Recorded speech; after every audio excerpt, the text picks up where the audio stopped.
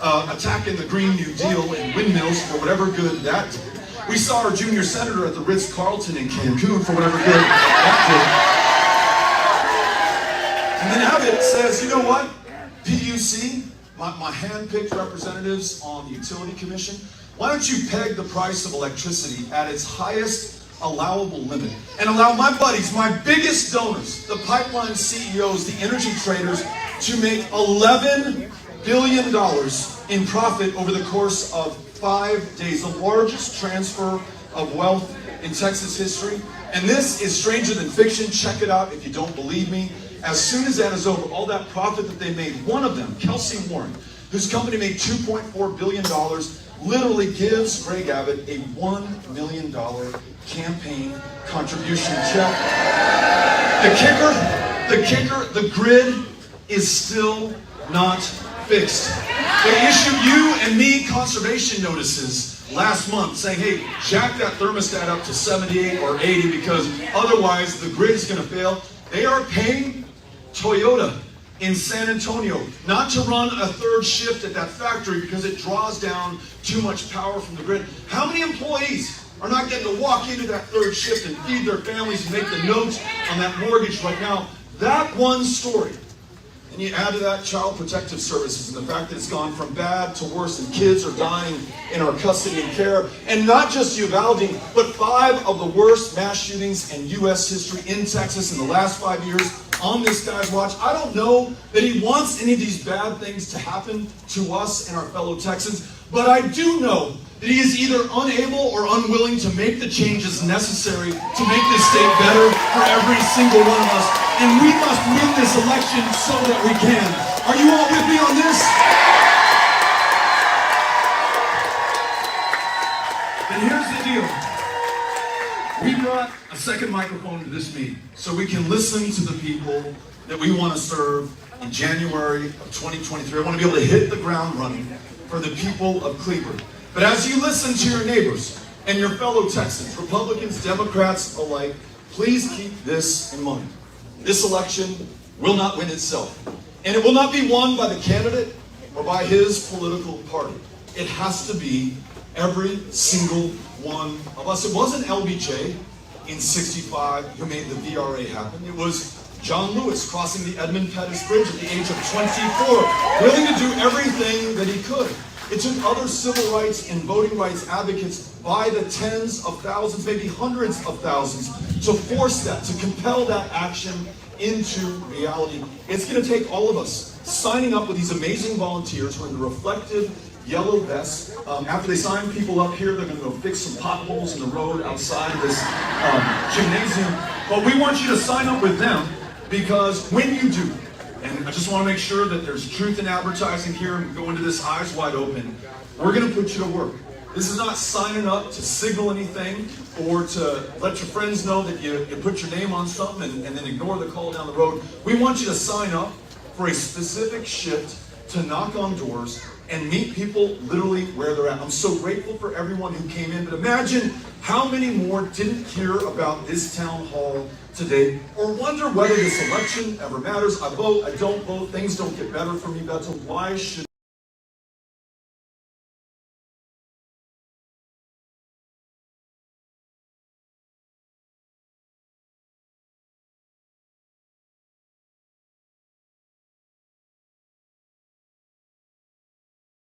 this matter? You show up at their door and human to human,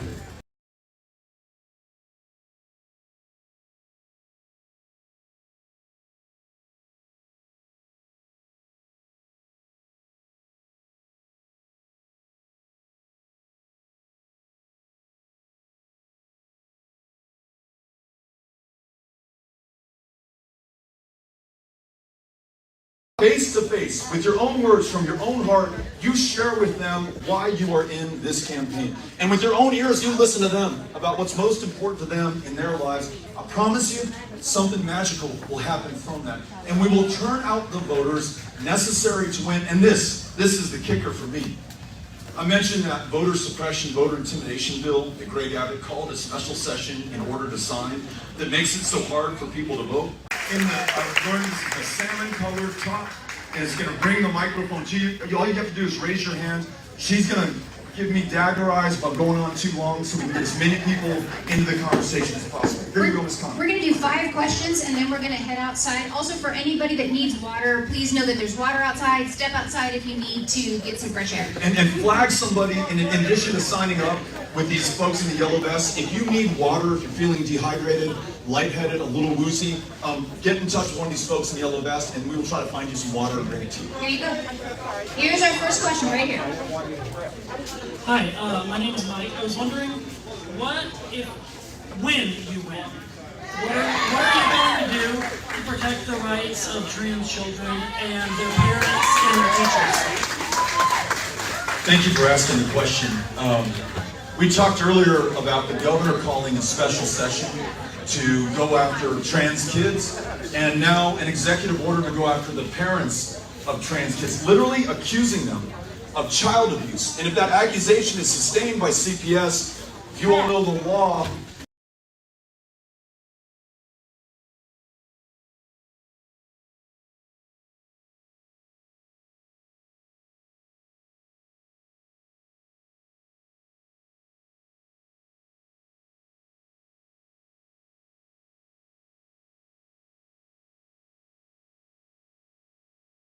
That trans child and every other child in that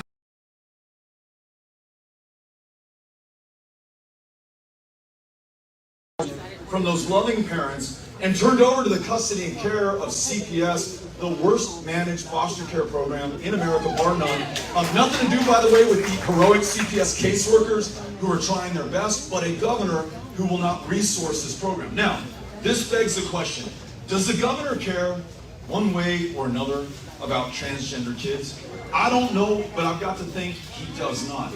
But the last thing he wants is trans kids over here. And among a population that I would say already struggles with issues of self-worth and value because they see the most powerful man in the state constantly attacking them, telling them they don't belong, the Republican Party in Texas adopted an official platform. This is not some crackpot on the corner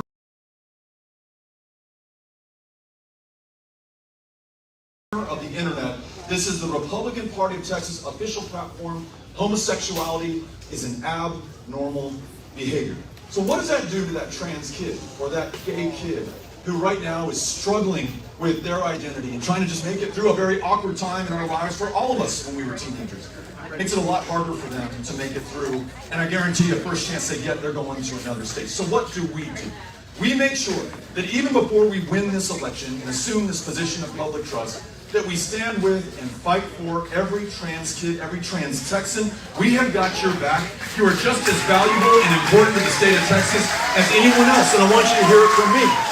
But we also make sure that we get off the back foot for Greg Abbott as they attack another one of our fundamental rights. We're going to go on the offense. In Texas right now, if you're gay, though it's not okay, it is perfectly legal to fire you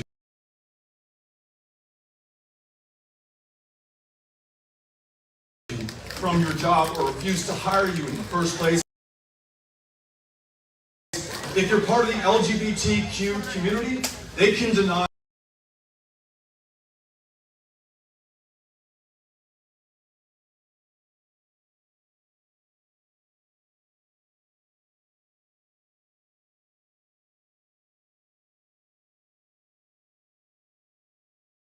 abortions to you because you're in a same-sex household. So not only are we going to defend people and stop the bad stuff that's coming down the pike from this Republican majority in the legislature with our veto. Every Texan is treated equally under that law. Marriage equality, hiring equality, adoption equality. We want to make sure that you have every single right and opportunity that every other Texan has. Thanks for asking. Here's our next question. I love you, Beto. Thank you. My name is Nancy. I have a friend who was arrested with 8 methadone tablets, and he is doing 75 years in the Texas prison system.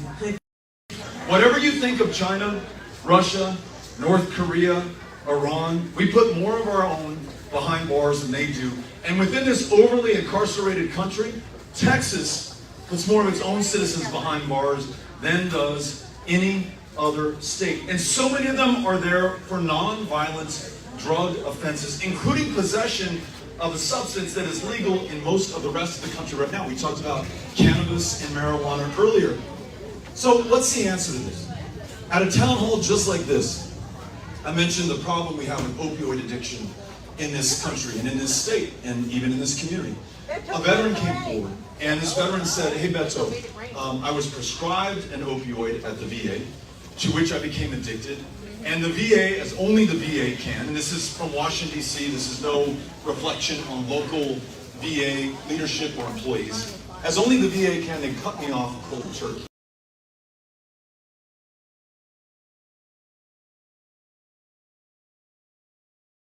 They set an appointment for me 9 months down the road, and they said,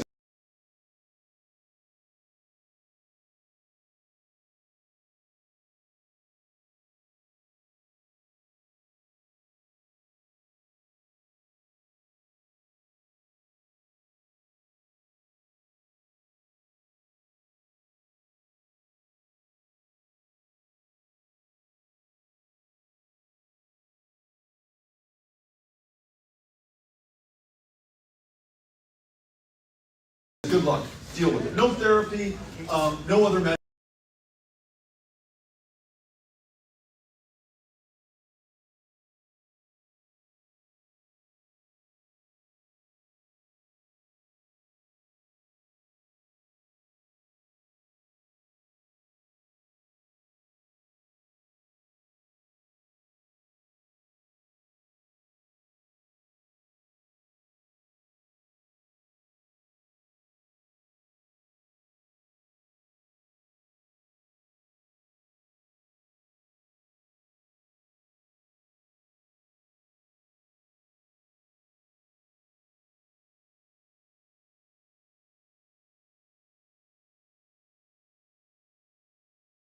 And in front of a town hall just like this veteran on the microphone says, I want you to know that I'm now buying drugs on the street. I buy heroin, this is in El Paso. I buy heroin on the street in El Paso, not for kicks, not to get off. I do this because it is the only way to manage the pain I feel and the addiction that I'm struggling with right now. Now imagine sending that guy who was willing to give his life to this country to prison for possession of this thing. Until my complications became deadly and they could prove to Governor Abbott and the rest of the state of Texas, if they took us to court, that I was dying. And so I just want you to talk about what you're going to do, what you can do to make childbirth and having children and planning a family safe for women in Texas again. I gotta start by saying thank you and to your husband for being here and so courageously sharing something that is so personal, so private, and so painful for you all. And you're doing it not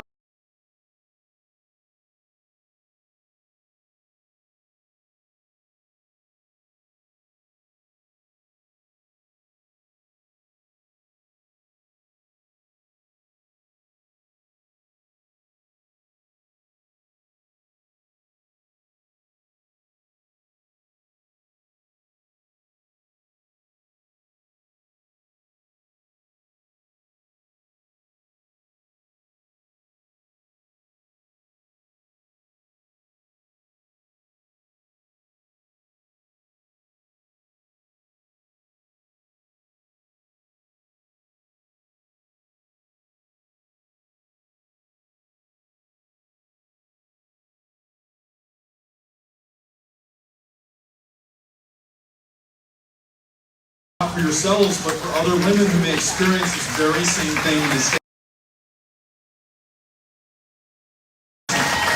Grateful to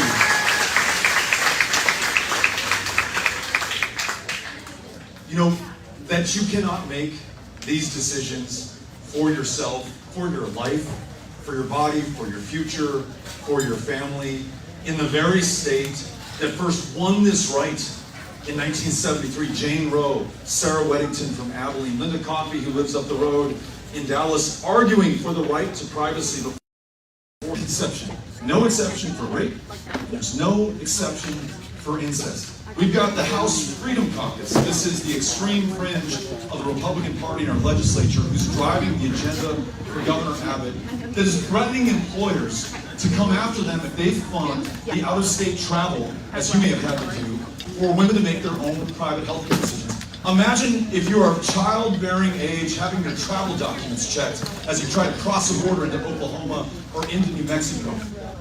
That may sound ridiculous, but I think we got to where we are right now by failing to imagine that this could ever come to pass. And worse is down the road if we do not win this election. So, imagine the shockwaves sent through the system. If in a state today, where not only is it outlawed, but we lead the developed world and the rest of the country in the rate of maternal mortality, because as we foreclose options for abortions, so we have for cervical cancer screenings and family planning help, and the ability to see a doctor of any kind in the least insured state in the country, where 16 hospitals in rural communities have shut down just since Greg Abbott has been elected. Imagine the shock sent through this system when the first Democrat, the first pro-choice Texan to win this office since the late all-time great Ann Richards did it in 1990. Imagine what that allows us to do in working with the legislature to repeal this incredibly cruel law. Imagine what it does through executive authority. Imagine what it does when we veto the bad stuff that they try to make it even worse for you and others in this state. You know, I mentioned Ann Richards, and I mentioned Jane Roe and Sarah Weddington and Linda Coffey before, because just like with Opal, we got to remember, we've been up against tougher odds before, and we prevailed, we've overcome it. Not only can we do this, we've done it before. And in 1973, it was the women of Texas who won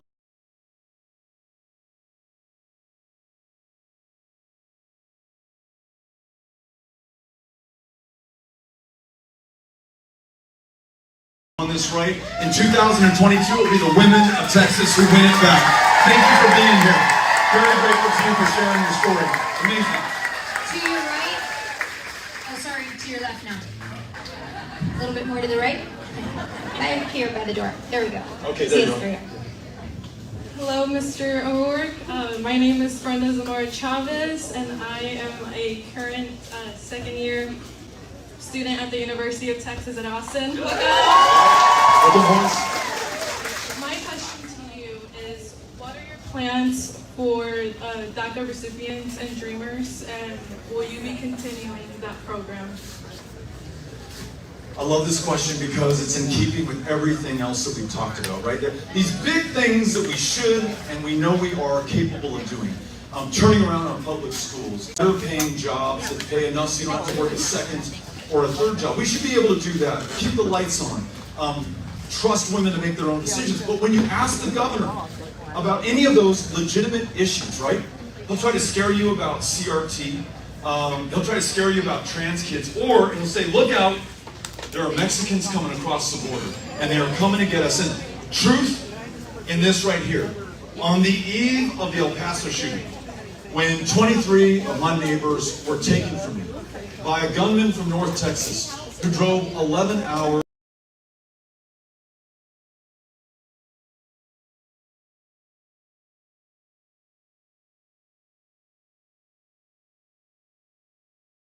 with an AK-47, a weapon originally designed for use in combat. Greg Abbott sends out this message to Texas about this invasion. Remember, Donald Trump always used that word. He talked about these animals coming across an infestation. An infestation is a way that I think about a rat or a cockroach or something that I want to exterminate. So Greg Abbott says we've got to. I'm going to answer the question, buddy. Are you scared of hearing it? You're scared of hearing the answer, right? You're scared of it. What are you afraid of? You can do this. You can do this. So, on the eve of that shooting, Greg Abbott sends something out and says, Texans, we must defend ourselves. We must take matters into our own hands. That guy hears messages like that, drives to El Paso, kills those people. I say that because if we fail to do the right thing right now, not only are we not going to take advantage of people who have so much more to contribute in our communities, but we'll leave this issue to demagogues to vilify and terrorize immigrants again and again. So here's our solution. If you want to, and sir, I'm going to talk to you in this one. If you mentioned all these people who are coming here, I'm concerned as well. It is chaos right now, right? And the guy who's been governor for the last 7 years, this is happening on his watch right now today, right? So what are the solutions to deal with the chaos?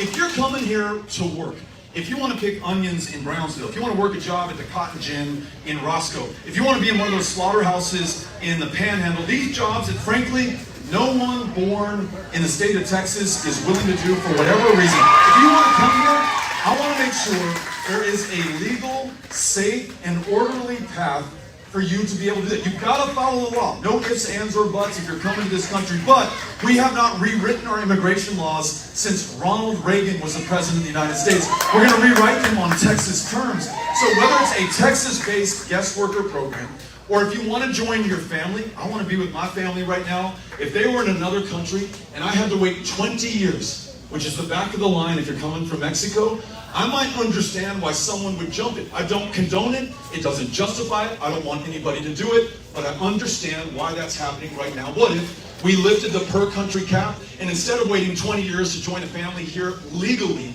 there was a safe, orderly option for you to do that in a much smaller period of time? What if you are seeking asylum and right now the adjudication for your asylum request takes 6 years? Now you remember those, myself in their mind. What would compel you? Like, what's going through your head as you enter that trailer? Now ask yourself this, because there were kids. What's in your head as you reach down to your 11-year-old son and you bring him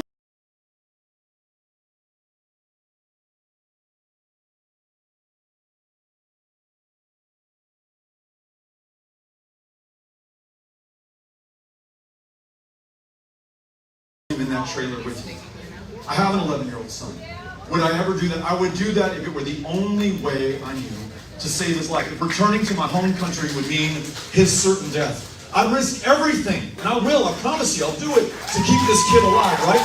So let's make sure there's a legal, orderly, safe path to seek asylum. And listen, if you pass the asylum bar, you're here in this country, and we welcome you. If you don't, some Democrats don't want to hear this, you've got to go back to your country of origin. You got to follow the laws. It's the only way this thing is going to work. But look, if we do that with job seekers, with people who want to join family, with those who are coming here for refuge in a country that is by and large to build the greatness of America, if we can get that right, we remove everyone off the table and can focus on the real threats. The very small percentage of those who do want to do us harm, who want to traffic in fentanyl or traffic in human beings. Right now, they're the needles in this gigantic haystack of people who want to come here to work or seek asylum or be with family. We deal with those things. We will arguably make this state much safer. And the last part of your question that you asked, no state has already benefited more from dreamers in the state of Texas. Thanks for asking that question. Appreciate it. All right, we have time for one more. Excuse me. Yep.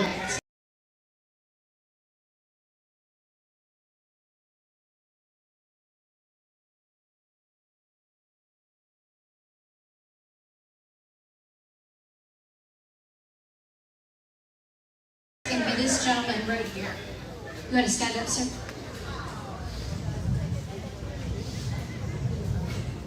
Yes, thank you for bringing the rain. My name is Isaac Green Jr. I'm a Vietnam veteran.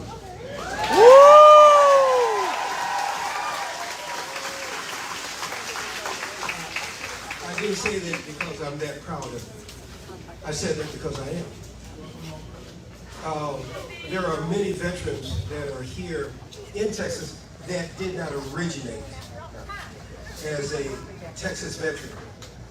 There are many programs for Texas veterans, but in my 30 years being here, there's no programs under Texas as a veteran that I can access. What can you do to speak to that? Because a lot of veterans even the ones, a great percentage that are homeless, a lot of those veterans can't access what benefits that Texas offers to us. It's a great question. Listen, we love those who work at the VA. Cynthia Cano's daughter,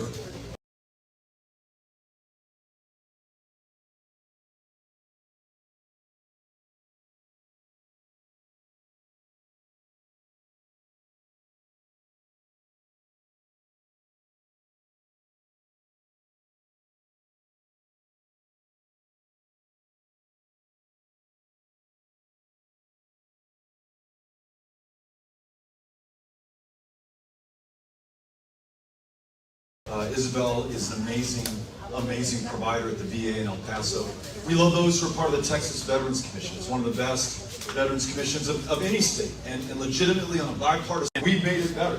But there are still thousands of veterans in this state who can access neither of those services, even if they've come back with Vietnam, or Korea, or Afghanistan, or Syria, with traumatic brain injury, or post-traumatic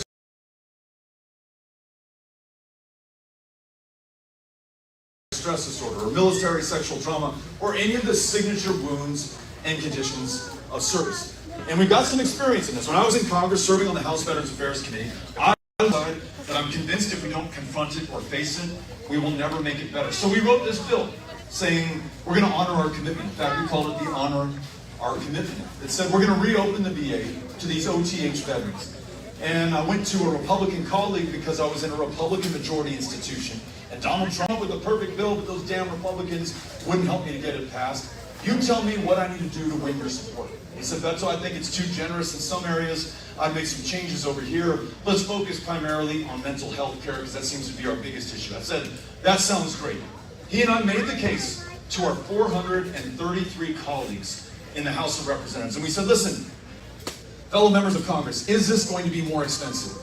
Will it require millions more from our national budget? Yes. But should we be willing to pay any price for those who are willing to do the same for us? Another question would come up, hey, but these guys made a mistake. That's why they're an other than honorable discharge veteran. We said, you're right, and there's got to be a consequence. But that consequence cannot be their lives. We heard everything that bill passed, 435. With whom I agree on almost nothing. Donald J. Trump signed that into law, and we opened up access to veterans who before had been denied the opportunity. I want to bring that same service to those who have served us, that same willingness to work on a bipartisan basis. I don't buy that Republicans aren't interested in solutions, that they won't work with us, that they won't sit with us at the table, that they don't also care about veterans and want to do the right thing. Let's give them a chance to do that. And so whether it's the TDC or making up for the shortfalls in the VA, I mentioned standing up a toxic burn pit registry, or this gentleman mentioned, I think, by allusion, the fact that there are some who served this country, who never had citizenship, and now have been deported to another country where they have no right to come over here at all. Even though some of our greatest veterans never had service. The most highly decorated veteran from the state of Texas in World War I, an undocumented immigrant. We might call him a dreamer today, a guy named Marcelino Serna. Let's remember that and make sure that every veteran deported so far has the ability to come back. They've earned their citizenship. They should be able to get to that VA, to that TDC. Let's make sure we treat those who stood up.